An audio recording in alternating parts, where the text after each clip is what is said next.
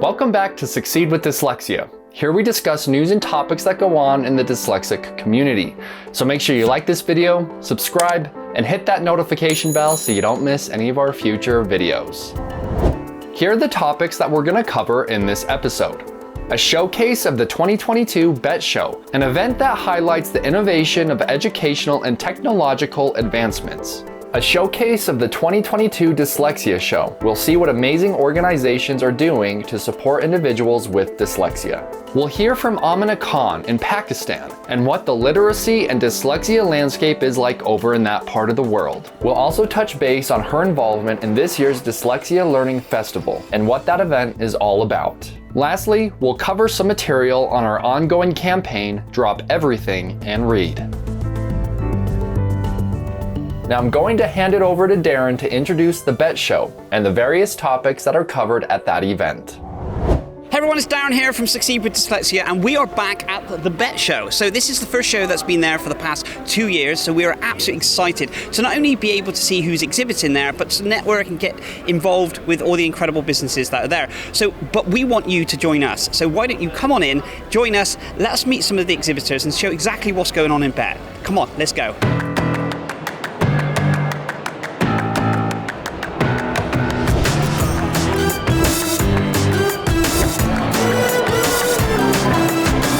We are here with Ollie at IDL. We are going to be asking Ollie a little bit about himself, why he's at the Bett Show, and also a little bit about what the connection with IDL is to you.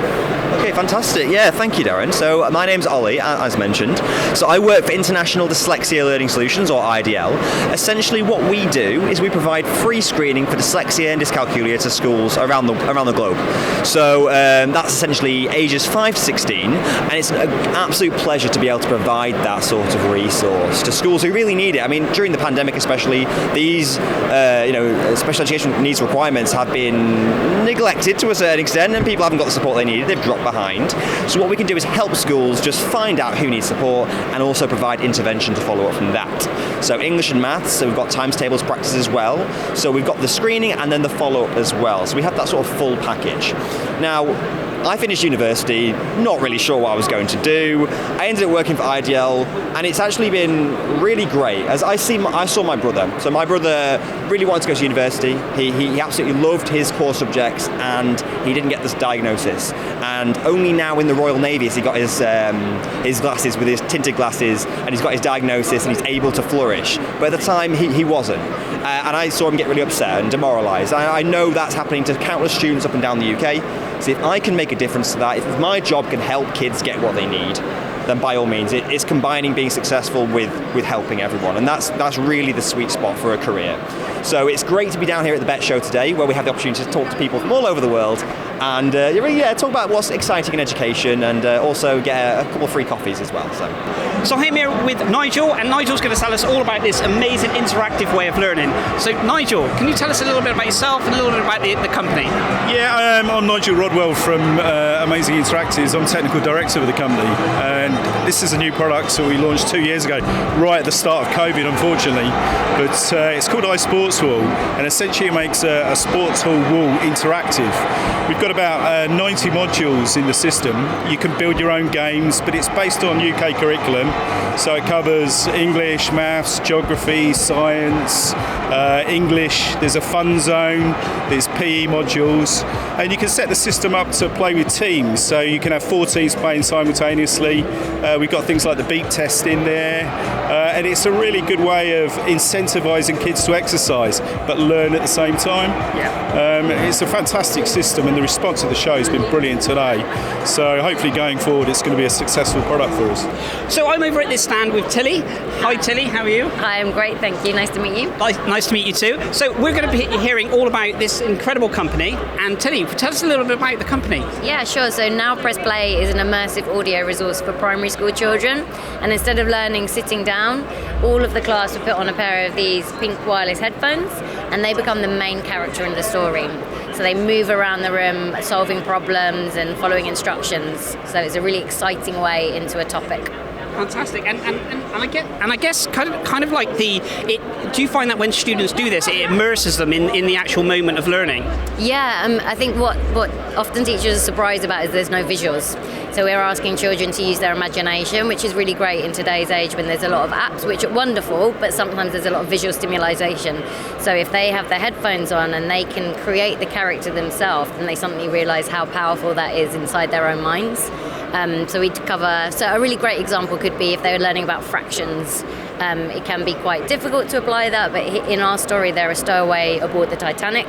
Obviously it hits the iceberg and they have to use their fraction skills to try and save their life and the lives of their friends in the story. And suddenly they really realise how important fractions are and they want to get it right. Absolutely, because it is, in that moment they just want to be the hero and save. Okay, so we're here with Finetti and we're going to be talking to the incredible people about Finetti and about their business. So, massive thank you for taking your time to speak to us. Could you let us know who you are and a little bit about your incredible company? Of course. Hi, I'm Kim Antonia. I'm the CEO and founder of Finetti, or Auris actually, which is the voice technology behind Finetti. Finetti is a reading platform that has been developed using our unique speech recognition engine that's been developed specifically for reading. Amazing. Thank you very much. And yourself and your role within the company? Yes, hello, I'm Vicky Edgar and I'm the Schools Engagement Manager. So I work with all primary schools across the UK. Basically helping children with their literacy and making sure that every child can leave primary school being able to read for pleasure. Fantastic, thank you. So tell us a little about Finetti. How was it what was the brainchild around Finetti? This one. Actually, apart from the fact that we work together, Vicky's also my daughter. Vicky's dyslexic, which is why we're massive supporters of Succeed with Dyslexia. Thank you very much. We're in the badge. And basically, reading in our house was always a bit of a trouble. It was always a bit of a problem, really, and a bit of a terror for them. She'll tell you more about that, I dare say. But I wanted to build something. I've always been very technology focused. I wanted to build something that we thought could really help children with reading and encourage them to read, especially those children that find it difficult or a little bit intimidated about reading because perhaps they're not quite as fluent as others. Absolutely, and reading for a child, I can only talk from my own experience with my dyslexia in that sense of, reading I found a chore or, really quite difficult and quite pressure at school. But you're really making children fall back in love with reading, aren't you, with your product? We hope so, absolutely. I think one of the problems with encouraging children to read is the fact that they don't always they haven't always found the right method for them, and especially nowadays in this, these very tech-savvy kids that we've got these days that are more inclined to pick up an app, pick up a tablet and play on an app than they are to sort of start reading. So what we've done is we've actually brought that almost a little bit of gamification and that interaction. They want more now than simply being able to read a book. But what it does is because as the child is reading, the words change colour when they get them right and simply grey out if they miss a word or they get them wrong. So they feel that they're being supported, and that really encourages them to want to read more, and they love getting to the end of the book and having stars because they've done a good job. And absolutely, it's that reward element, isn't it? Absolutely, it's the reward, and it's also the fact that they can do it in private. It's all about independence. I know children, especially children that are dyslexic, because they're always going to maybe fumble a little bit, the fact that they can do it on their own, it just literally helps them with that confidence thing, and they don't feel that they're on their own because they've got this interaction from the app, which makes all the difference. Absolutely, and that independence, with someone with regards to dyslexia, which Vicky, if you wouldn't mind sharing your kind of relationship with dyslexia. Yeah. No, so as you know, I'm dyslexic, and I was one of the lucky ones that was actually diagnosed quite young at 7 years old, and I know so many people, it's heartbreaking to know the amount of people that aren't kind of actually diagnosed until late 30s and so on and so forth. So I was lucky enough to kind of be put into private school and so on and so forth, but it didn't make me, by going to a private school, it didn't make me be able to read. I still was dyslexic. I still had the same struggles as I would have anywhere. And reading aloud was always petrifying. With Phonetti, I just absolutely wish that something like this was around when I was down here, because I know even now how much it's helped me with my reading at 30-ish. She's not good with numbers either. But no, so the confidence booster for Phonetti, like being able to sit in a corner and read to a friendly little axolotl, is absolutely encouraging. And also with obviously special needs and ADHD and autism, there's so many different reasons why children don't want to pick up a book. With autism, it may well be that they don't like the feel of the pages. And obviously with Phonetti, because it's on a tablet, you haven't got that issue. Children can stop and start as they wish, so you haven't got that kind of teacher or friends in the background kind of pressure, peer pressure. And if you take the peer pressure away, actually, you're taking away half of that fear, aren't you? Because we know within school there is a huge amount of different emotions going on in the sense of peer pressure and timing. And if they say it's a test, you related to the fact of, one of my biggest fears was walking to the front of the classroom and having to read, what was on the board back to the students. And that can be, you take that in the school environment, that can be quite debilitating. So guys, we've come to the end of the Bett Show, and what an experience it has been. Guys, we have had an incredible time. I hope you enjoy our the show reel that we've put together to showcase the amazing things that we've done. We've had lots of coffee, done thousands and thousands of steps, and we've also met some incredible people. If you did enjoy the Bett Show, please do comment and let us know. If you attended, if we met with each other, then please do let us know. Thank you so much for taking part in the Bett Show. Thank you so much for joining our channel, and we'll speak to you soon. Take care, guys. Bye-bye. So much awesome technological advancements geared to help individuals with neurodiversity. Now I'm going to hand it back over to Darren as he introduces the Dyslexia Show and some of the awesome organizations and what they are doing to help the dyslexia community. Would you believe that it was 2 years ago that Aaron had all the ideas, actually probably 3 years ago, that Aaron had the ideas of creating this incredible show, which was the Dyslexia Show, to serve the dyslexic community. That obviously had lots of different problems with regards to COVID, but he is absolutely delighted to have launched today the Dyslexia Show. Now we're going to go in there, we're going to speak to some incredible people. I'm going to be carrying out a talk. We're exhibiting, Succeed with Dyslexia are exhibiting there. There are so many incredible people that are all there to help the dyslexic community. So follow us in there, enjoy what we share with you, and also if you've attended the show, please let us know in the comments, and we look forward to speaking with you. So I'm here with the founder of the Dyslexia Show, Aaron Smith. Aaron, can you tell us a little bit about the show? Well, it's just been amazing. We're day 2.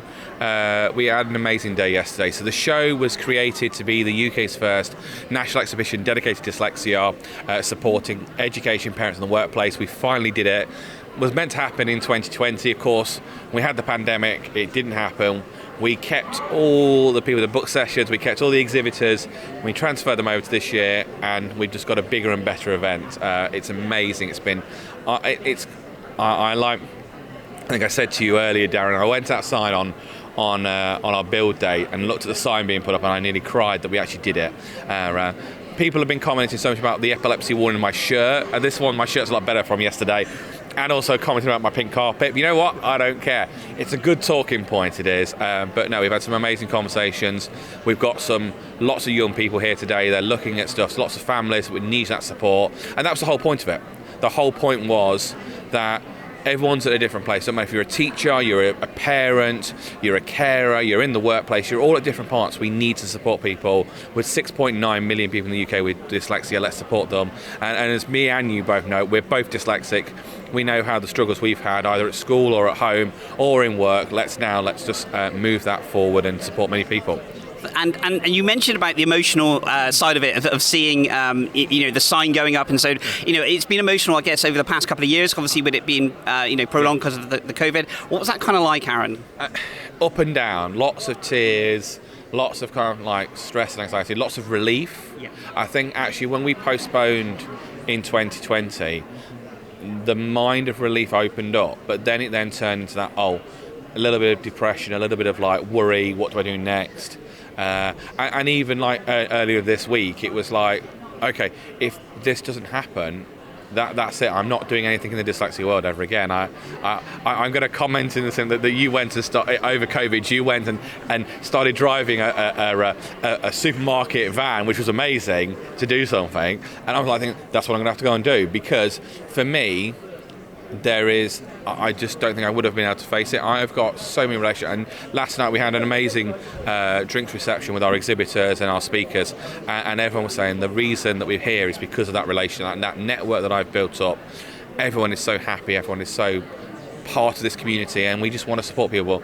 Like we had yesterday, we had Matt Hancock. He was so happy to see it.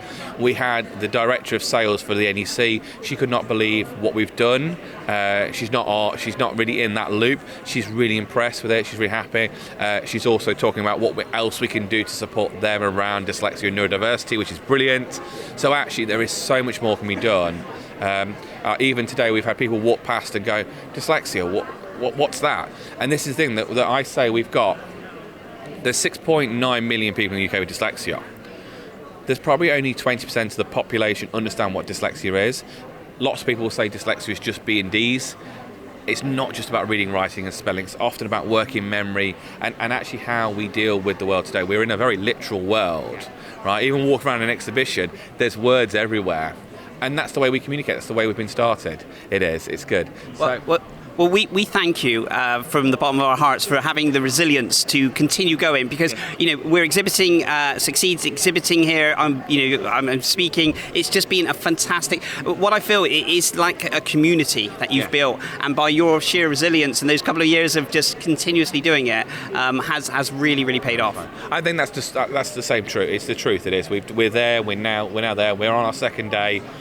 Yeah, we've got it. We get through this. It's like I'm loving it. There's still people coming in and out. It's brilliant to see. So let's just have an amazing day. Let's see where we come from it, and we're looking forward to having you back next year with Succeed to carry on the work you're doing. Fantastic. Well, thank you so much for taking time out of your busy schedule and the show to speak with us, Aaron. And we wish you the very best for day 2. Thanks very much. So we are at the Dyslexia Show, and we are at the stand of Dyslexia Matters, and we have Julia and Liz. Julia, can you tell us a little bit about Dyslexia Matters? I can. We started simply because Liz and I set up a specialist school for learners with dyslexia quite some time ago, and it was an amazing project, really exciting, and we were able to put all our research into place to help these learners. And it was a project that continues today. It's got outstanding Ofsted status and Crested status. It's wonderful. But when you've got a school, you need teachers, and we needed specialist teachers. So we found that when it came to finding the specialist teachers, there weren't enough out there, and that we needed more. And so then we started to think, what sort of specialist teachers were coming our way, and what sort of skills they had, and what we wanted. And then when we found actually we're going to have to train our own because they're really not enough, that we chose a course that was very practical, very hands-on, that people could use in the classroom or in the workplace straight away. So we found another person that we would love to speak to, a very good friend of myself. We have Matt here. So Matt, you're doing incredible work in the dyslexia field. Could you tell us a little bit about yourself and the incredible work you're doing? Yeah, sure. My name's Matthew Head, and I run a website called Dyslexia Life Hacks, where I've collated a load of tips and tricks and strategies that I've used over the years and collected from other people, and they're just short sort of anecdotes of what people with dyslexia can look at and see what they find works for them, and hopefully open them up to more things in the world, like maybe some assistive technology or other companies. I also present a podcast called the Dyslexia Life Hacks Show, which is basically a load of stories. I'm up to episode 20 now, of people who have succeeded in dyslexia. I noticed there was a bit of a gap between seeing the celebrities at one end and then myself as a younger person used to work as a mechanic, and it's like, well, what is it like if you're a barrister dyslexic? What if you're a librarian? And myself as an engineer, I've had accountants on, so we've got quite a lot of people like that. In my day job, I work as a design engineer for an electric vehicle startup as well, so I also spread the message on how dyslexia is quite good in that kind of environment. So we're back with another incredible guest, which we're going to be speaking to. We're going to be speaking to Keen. A massive thank you for taking some time out of the show to speak to us. Keen, can you tell us a little bit about yourself, a little bit about your organisation? Sure. Well, our company's called CAS Type, and we teach typing skills, so teaching students how to use the keyboard. As you're aware, with dyslexia, it's very much keyboard skills is another way of communicating, and it's a very important method, and once learnt, it's there for life. So it really is a life skill. So how did it come about? Well, the CAS program has actually been around for about 20-25 years, but about 7 years ago when we got involved, Sharon, who is the director of the company, she actually worked with children with special needs. And she realised what a difference technology makes to these children, and what methods of communication are so effective. So we actually set about with developing the CAS typing tutor further, and she actually got involved with the Dyslexia Research Trust, and I don't know if you're aware of them, but they developed the yellow and the blue filters. So all of their research has been incorporated into the CAS course. So now we address visual disturbances for children before they actually use the course. And as you're aware, children get diagnosed at all different stages of their lives, and a lot of students sitting in classrooms haven't yet been diagnosed. So the CAS course now, which goes into classrooms, has this preference screen, so which filters out and makes the course accessible for all these children, so that learning is in place before they start. So I'm here with Michelle from Moonhall School. Michelle, can you tell us about your incredible school? So I'm the head teacher at Moonhall School. We have pupils starting with us in year 3, so age 7, all the way up to year 11, so age 16. All pupils at my school are dyslexic. It's part of our admissions process at the school. One of the wonderful things about Moonhall are the staff, the teachers, their ability to understand dyslexia and to help children within the classroom setting. We have the most amazing grounds. We're set in the beautiful Surrey Hills, so the kids have lots of space to run around, to burn off all that extra energy. When they're not in the classroom, they need that opportunity to get rid of any energy and to sort of be free and sort of not restrict themselves in any way. We have an in-house therapy team, so we have speech and language therapists, we have occupational therapists, we have emotional literacy support, counsellors. So not only are we trying to prepare children academically, we're also preparing them and supporting them pastorally as well. Fantastic. And you had some great news recently, didn't you? You had a new development within the school. Yeah, we just opened a brand new junior school, so we've added to our already amazing facilities, and we built and created a school for dyslexic children, so low sort of stimulation, not too much distraction within the classrooms. The acoustics are great, small classrooms where the teacher can really see how the child is coping with what's going on in the lesson, and it's lovely, it's beautiful. It's a wooden clad building nestled in amongst the trees, so it's really inviting, and the children just absolutely love it. So I'd done the school, done the business, and I thought, how can I then take it to the next level? So myself and my partner helped me put together an email, and we searched. I knew nothing about dyslexic organisations, only the BDA that I obviously affiliated with the sense of asking if they can diagnose me.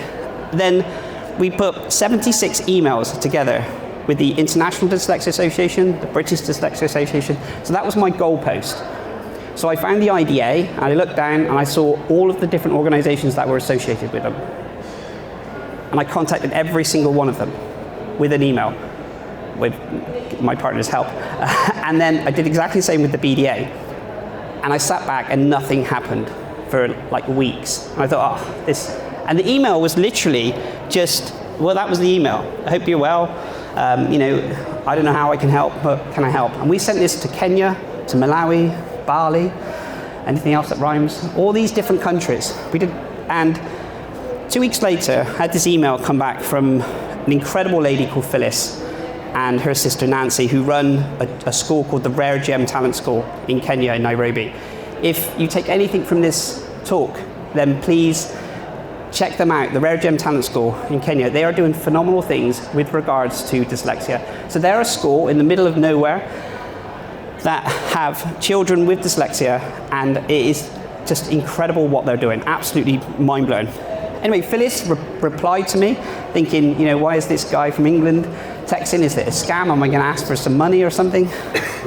And she said, look, I'm not too sure how we can help. Anyway, Within 6 weeks of that email coming back, we had organised an event in Kenya to go out there and have parents, teachers, children all come into this kind of, we had probably had about 350 people into this place. And we gave talks, and we gave educational sector talks, and it was the most rewarding thing ever. We then came back and we put together a gala ball, so we helped raise money, because what they're doing now is they're building a new school, because I don't know if you know what the setup's like over in Kenya, but with regards to the educational side of it, a lot of the children are sort of left and not allowed to kind of go to school if they have dyslexia. Because dyslexia is kind of perceived as something that is more like, I'm not saying in every sense, but more like an illness in this sense. It's even worse in Malawi. But so all these children sometimes are not able to get the education, and they have over 200 students in this school. And I think to myself, if you had 200 students that were deprived of an education because they have dyslexia, it's criminal. It's something that's really, really upsetting. And the fact is now we're helping to fund, to try and build a new school, so then they can have probably up to 600, 700, 800 children. So guys, that's a wrap. We've just attended the Dyslexia Show 2022. It has been an absolutely incredible event with amazing speakers, fantastic people exhibiting, and we've made some fantastic connections alongside with our Succeed with Dyslexia. Did you come to our Succeed with Dyslexia booth? This is the first time that we've exhibited, and it has been an amazing, amazing event. I hope you enjoyed it. Let us know in the comments below if you've attended, and we'll see you in 2023 for the next Dyslexia Show. In this next segment, we have an interview between Darren Clark and Amina Khan, and discussed is what the literacy and dyslexia landscape is like over in Pakistan. Welcome back to another Succeed with Dyslexia interview. My name is Darren Clark. I'm the Managing Director for Succeed with Dyslexia, and we are a global movement making positive steps towards making more awareness for dyslexia on a global level. We do these interviews all the time, and we have some incredible guests across the globe joining us, and we have done this exactly again today with another incredible guest. Thank you so much for taking time out of your incredibly busy schedule. Would you like to tell our listeners and viewers a little bit about, introduce yourself, a little bit about yourself? That would be amazing. Thank you. Hi, Darren. Thank you very much. My name is Amina Khan, and I'm based in Pakistan. I'm a Pakistani citizen by residency, by identity, and by passport. And I've lived across the world, but I currently am based in Pakistan since the last 4 years, working with the International School in Islamabad, which is affiliated with the International Baccalaureate or IBO organization. So I'm their resident literacy specialist. And while I'm qualified in dyslexia, my role is not specifically to only address the challenges of children who are diagnosed, but to also lift the skills and support children who have unusual literacy needs. Absolutely wonderful. It sounds like you're incredibly busy in everything you're doing. What is kind of dyslexia? How is dyslexia perceived in your country? Is there a lot of awareness, or I know we're on a global scale we're doing so much. There's so much awareness and so many things going on. It's just really interesting for our listeners and viewers to kind of understand how it's maybe perceived in your country. And so, as you may know, we have actually inherited a sort of colonial system of education, having been ruled by the British for many, many years. And English is our official language. And I think dyslexia's main research and findings in the UK have arrived here at some point, but they've only touched the lives of people who are actually looking for solutions for their families. And I wouldn't say that we are very advanced in the area, but there are some very qualified people who are working by themselves. And I think it's more of a sort of patchy or piecemeal effort, and perhaps a private effort, as opposed to a cohesive and sort of systematic support system. I am aware that the government has passed a bill in 2020, which was passed by the Senate and Parliament, and it is in support of acknowledging as well as supporting dyslexia. That hasn't quite been implemented. And I fear it'll take some time to even recognize what it is, because we're going through a lot of changes in the mainstream policy for education. We're moving towards a national curriculum, which may actually exclude diversity as opposed to inviting diversity. And it'll be interesting to see how the attitude to education develops. And after that, one can only say that, one would try to contribute to the dyslexia effort based on what transpires. Because I'm in an international setting, I don't find myself in a typical government school or a private school. But I am aware there are people who are working here.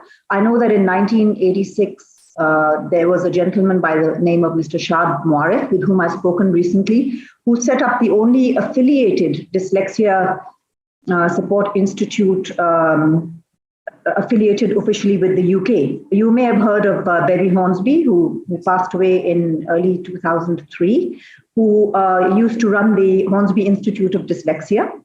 And that's where I'm qualified from. And many people in Pakistan are qualified from there, because she flew down at the time, having collaborated with Shad and set up an institution called READ. And READ supports dyslexic children even today. Yes. There are a couple of other organizations as well, but READ was the most prominent one. Unfortunately, after Berry passed away, the Dyslexia Institute in England did not continue its affiliation with READ. Yeah. And I also know that there are some lower income outreach programs. For instance, there's an institute or a foundation called the Kazim Foundation. They work with low income groups. But with us, Darren, I sometimes wonder whether the more urgent issue is literacy over and above or before dyslexia, because we do have major issues with spreading literacy, encouraging literacy. We don't have a high literacy rate. It's somewhere close to less than half the population, and more amongst boys than girls. So all these attitudes are shaping our attitude to dyslexia as well. Absolutely. Like you said, it's that you're having that kind of creativity, which is then you're almost kind of trying different things and seeing these things, but in its whole entirety, it's really kind of helping.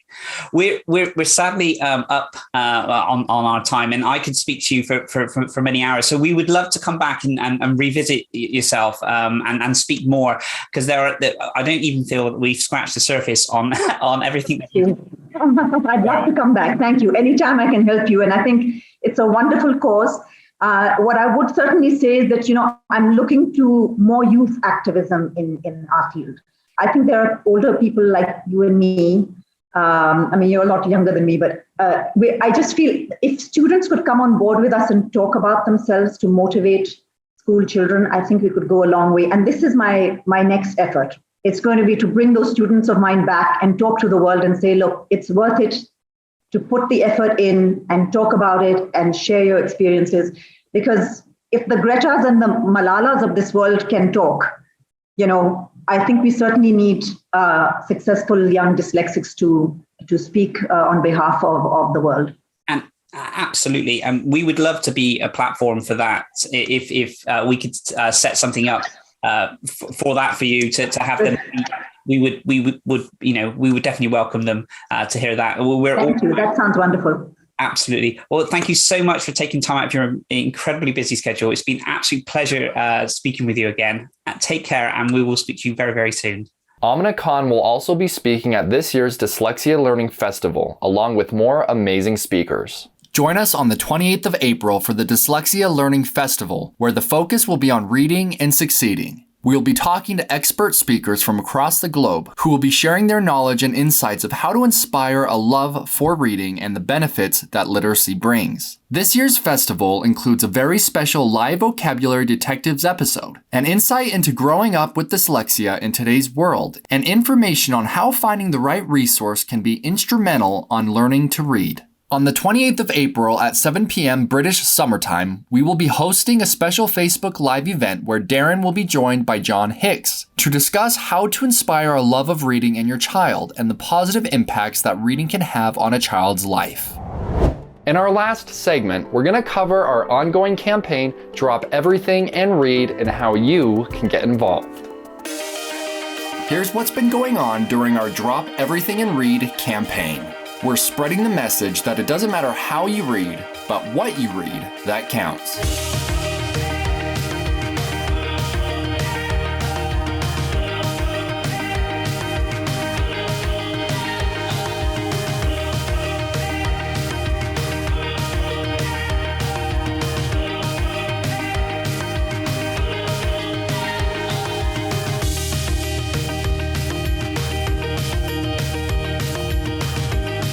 Get involved.